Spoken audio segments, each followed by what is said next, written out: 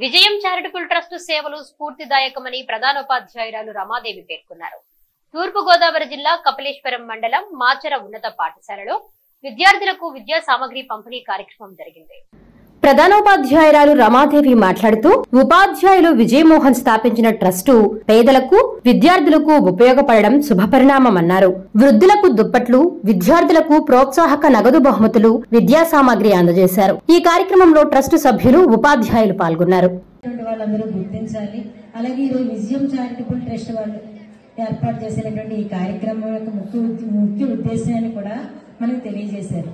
అంటే సేవ చేయాలి, అంటే ఆపదలో ఉన్న వాళ్ళని ఆదుకోవాలి అనేటువంటి ఒక ముఖ్య ఉద్దేశంతో, మంచి ఉద్దేశంతో ఈ కార్యక్రమం అనేటువంటిది ఏర్పాటు చేయబడింది. కాబట్టి విద్యార్థులైన అందరూ కూడా మదర్ తెరీసా యొక్క స్ఫూర్తిని తీసుకొని అందరూ కూడా సేవా కార్యక్రమాలు చేయాలని, అందరూ కూడా మానవత్వాన్ని చాటాలని నేను కోరుకుంటున్నానండి.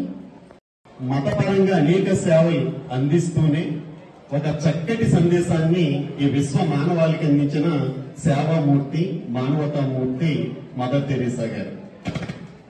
The hands that help the poor are greater than the lips that pray to God అని, అంటే ప్రార్థించే పెదవుల కన్నా సహాయపడే చేతులు మిన్న అని ఒక గొప్ప సందేశాన్ని ఈ విశ్వ మానవాళికి అందించిన స్ఫూర్తిదాత మానవతామూర్తి మన